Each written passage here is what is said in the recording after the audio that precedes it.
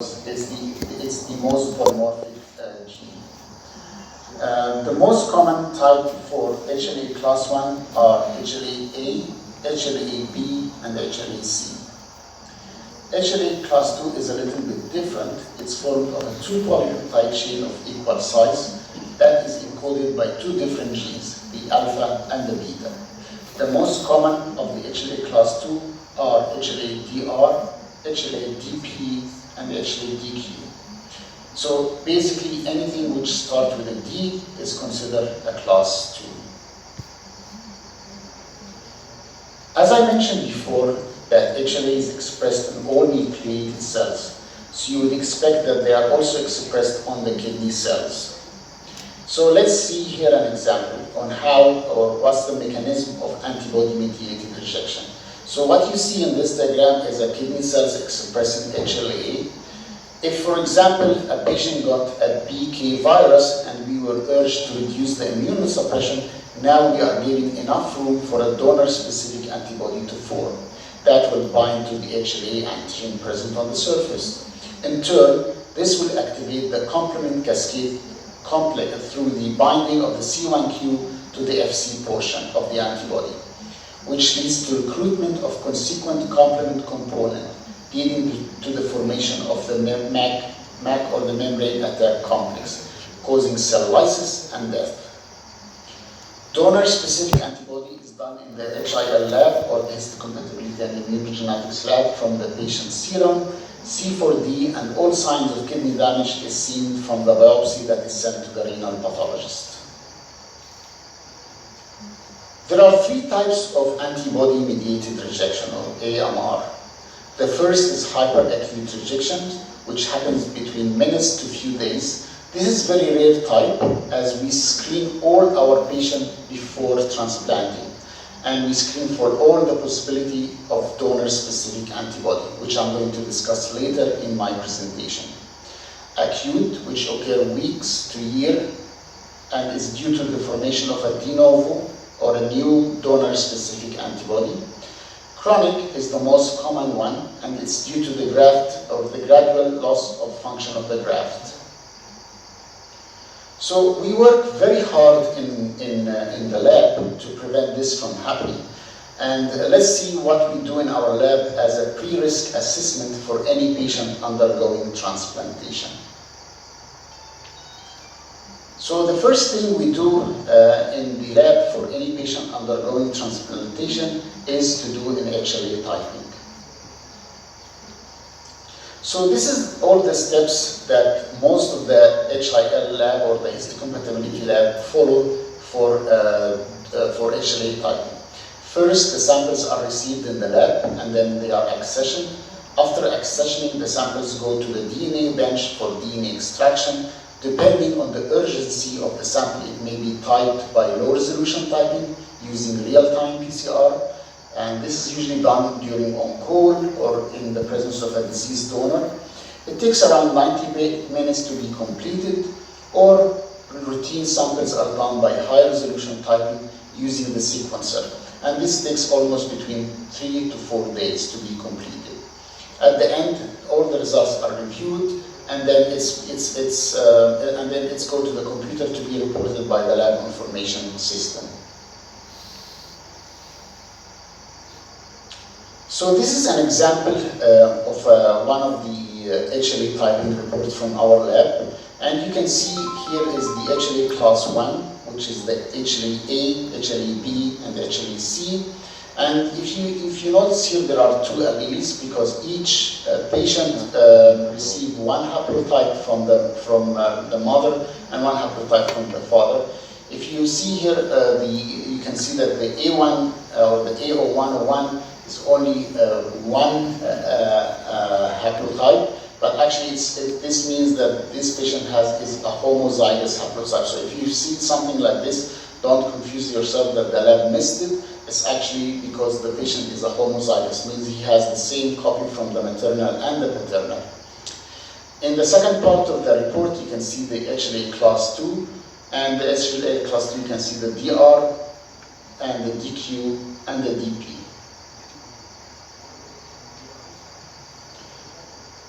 The second risk assessment that we do in the lab is to do HLA antibody. And from this figure you can see that the HLA antibody is formed against the HLA antigen found on the cell surface. So usually the antibody is named against the antigen that it binds. So for example, if the antigen is an HLA-A2, then the antibody will be called HLA-A2 antibody.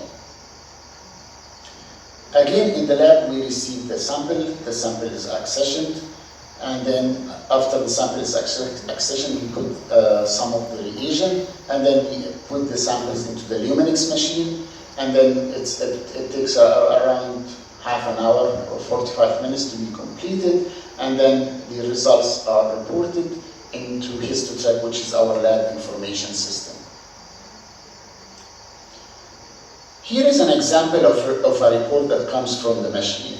We don't share this report with the physician, but I would like to point some important things for the purpose of this presentation.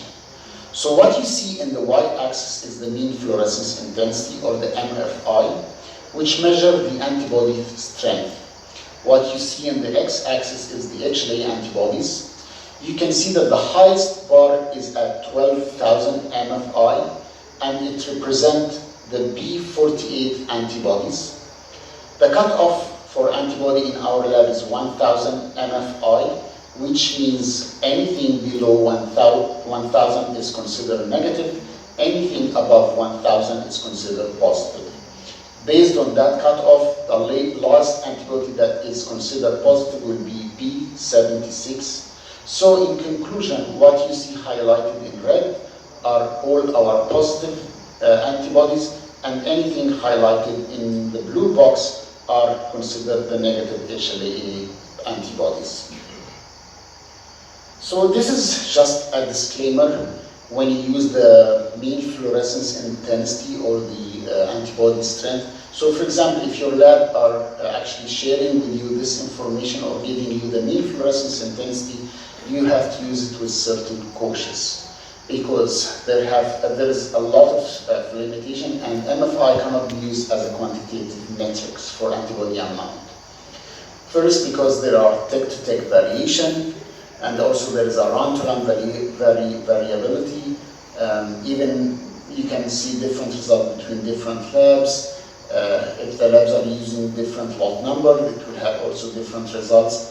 And also for target epitopes, because now we know that antibodies are against epitopes, they are not targeted against the antigen, they are actually targeted against epitopes. So if there is an epitope spread between antigen, then you might get weaker MFI. And again, and the last thing here is the presence of some of the interference substance present in the serum, like which can cause inhibition or decrease the MFI, like the presence of IgM antibody, or the presence of some complement cascades or complement like the C1q. So the most common question that we usually ask, how do we get sensitized to HLA antigen? So the most common thing is transplantation, especially if this is a failed transplantation. The second thing is pregnancy, because now the infant carry half of the HLA carrier comes from the dad. Blood transfusion, and here I'm going to stop for a little bit because since 1990, or at least in Canada, all the red blood cells or the packed red blood cells are leukoreduced, means they remove as much as they can from the white blood cells. So I believe they can guarantee up to 99.9% remove, so there is a small leftover that can resolve. But here the question is, how many blood units are recommended until you get sensitized? Sometimes you don't see anything, sometimes you can see at least like 10 units of blood. But the other thing here which I want to point is, if the patient is taking platelets, then the story is completely different, because platelets is a big source of HLA antigen, and from 1 unit you can get highly sensitization, even can reach 100 PRA. And I'm going to explain this in the next few slides. The last thing that can cause sensitization is severe infection or even vaccination. And we have seen this with some of the COVID vaccine that I will present or been presented in the other case. Sometimes the HLA antibodies produced from vaccination are just transient, but in some cases they actually persist. So in the next few slides, I will explain the difference between calculated PRA, current PRA, and cumulative PRA. So I will start with the calculated panel reactive antibody, or CPRA. And CPRA actually predicts the percentage of donor in a specific population, and I put 3 lines against specific population that are likely going to be incompatible with a given recipient. So how this is calculated? It's calculated based on the allele frequency of a specific HLA alleles in the population. I don't want it to get so complicated, so I'm going to explain it briefly now. So for example, if someone did their PRA in Asia or Africa or South America, their CPRA would be different than if they did it in North America or in Europe. And the reason, because the allele frequency or the HLA allele frequency is different between population. So for example, if we took HLA HLA-A2 as one of the example, HLA-A2 is one of the most common HLA alleles in the Canadian population, and it accounts for about 40% of the population. So if we have 10 individuals, we would expect at least 4 of the individuals will have the HLA-A2 allele. This means 4 out of these 10 has an HLA antigen onto their cells. Now, if we have a patient who has an HLA-A2 antibody, then they will be incompatible with 40% of this Caucasian population because their cross-match will be positive.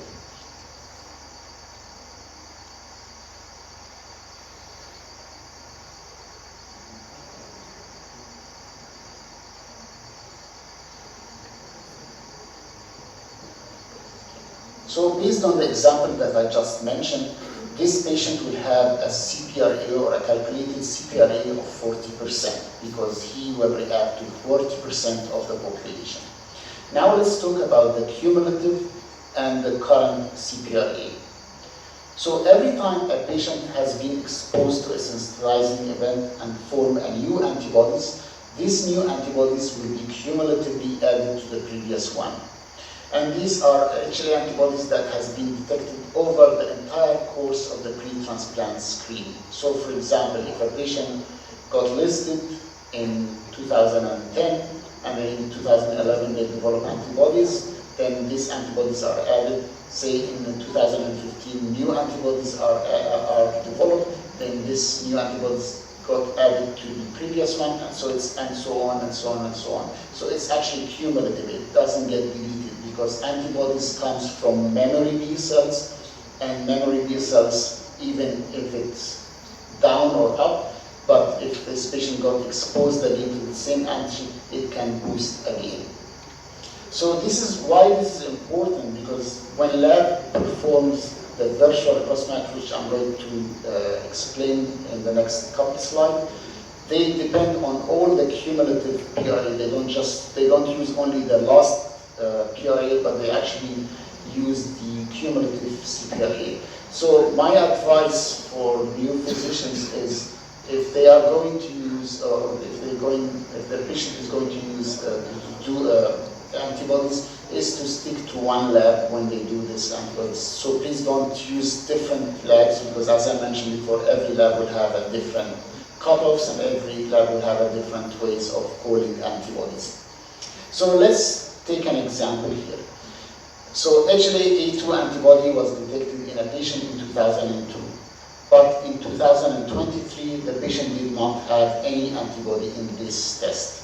So now the test that was done on 2023, this is the current CPRA, and it is 0% because there is no antibody detected in the last one. but his cumulative PRA will not be changed because he has historical HLA-A2. So now his cumulative CPRA will be 40% because of the historical A2 antibody. And cumulative CPRA is the one that we used for virtual cross-match. And here is an example of a report that you should receive from your lab. The top part is the current serum, which means the latest serum that was tested for antibody, and it's 0 PRA.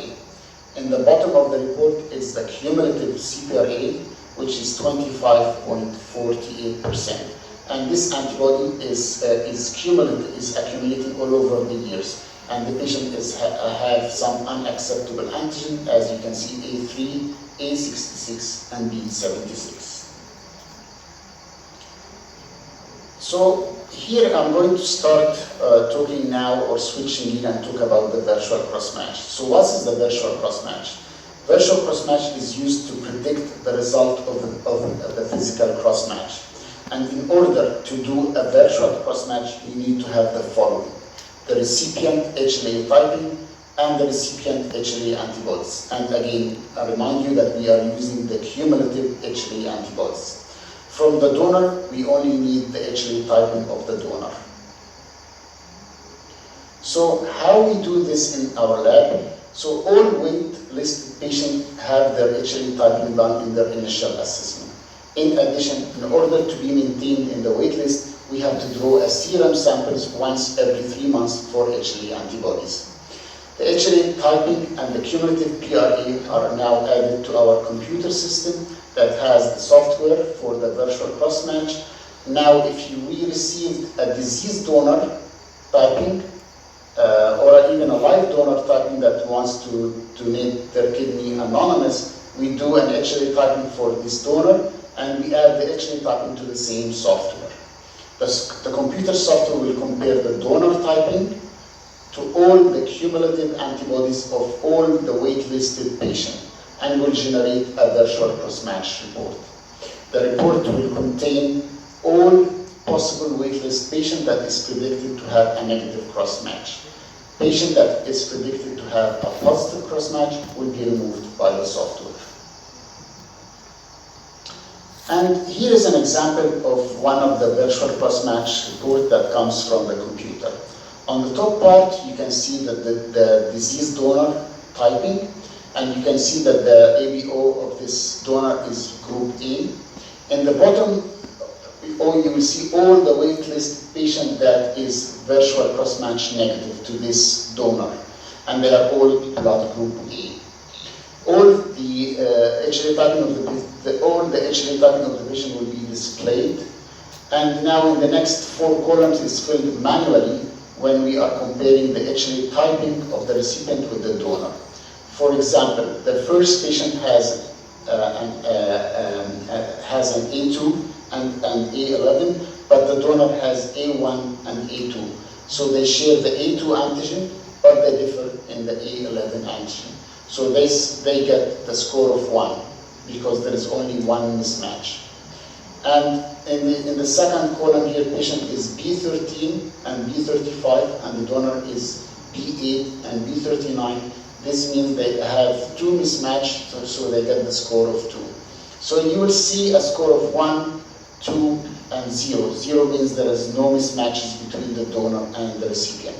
And this is actually very important when they pick from this list, because the first thing our transplant nephrologists see is the patient that has the less mismatch to the donor.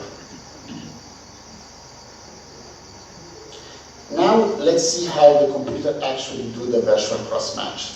So what you see here is the disease donor HLA typing report. And this is a recipient ABC HLA antibodies.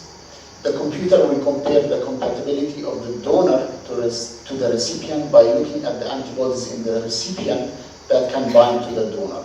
In this example, the patient has, or the recipient has CW12 antibody that can react with the CW12 antigen, has DR1 antibody that can bind to the DR antigen, and lastly has DQ5 antibodies that can bind to the DQ5. So in this case, the patient has a positive virtual cross-match for both class 1 and class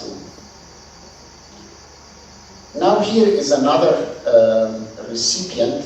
I call it recipient 1 to 3, but it's the same donor. But as you can see that this recipient has some antibodies, but none of these antibodies can able to bind to the recipient HLA typing. So in this case, the computer will pick this recipient as a virtual cross-match negative. So the take-home message of this presentation is that we don't do HLA match everyone, but we make sure that they are compatible. We know we need to avoid antibody-mediated rejection, so we pick a recipient who doesn't carry HLA antibodies against the donor HLA antigen. We do our best to make sure the waitlist don't miss any opportunity, but at the same time have a successful transplant.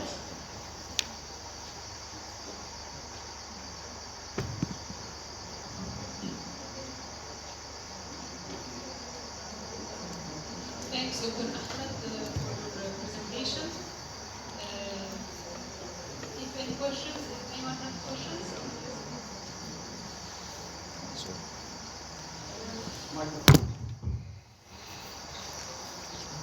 Well, thank you, Dr. Ahmed, for your elegant talk. I would like to ask you, you said you do the HLA typing by the real-time PCR or by the NGS. Is there an indication for doing HLA typing for kidney transplants by the NGS except for doing virtual cross-match? Is there another indication other than doing virtual cross-match? So, well, thank you so much for this question. I think it's a very interesting question. So, during on-call, we do the HLA typing by real-time PCR because it's much faster.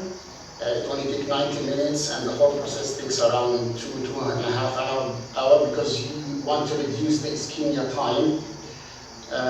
After the on-call happened and after the transplant happened, then we repeat the samples by high-resolution typing because our transplant nephrologists like to see the eplet mismatches, which I didn't cover in this presentation, but I can cover it in a different one. And now is the value of eplet mismatches that we know now that antibodies are not directed against antigens. Actually, antibodies are directed against epitopes. So now what we do with the eplet mismatches is that we compare antigen to antigen, and then this gives us the number of total mismatches in the form of eplets. And in our center, we do something called personalized medicine. So we adjust the dose of tacrolimus based on the number of mismatches between the donor and recipient. And we have a certain cutoffs. And the only way to do this, we have to have a high resolution typing. So for on-call, to get the patient transplanted, real-time PCR is more than enough. But for follow-up and continuous of treatment, we need to do high resolution typing. And by the way, high resolution is now cheaper than the real-time PCR. So all our routine life donors are done by high resolution typing. No, here in Egypt it's very expensive. And we should have a message that it's not an obligation to do HLA typing for kidney transplant in Egypt by NGS. It's really very expensive. The instrument is very expensive now, and the kits are also too expensive. So unless I'm not going to do the virtual cross-match or looking for an eplet mismatch, as I have said, I think there is no need to do it. Thank you a lot. Thank you.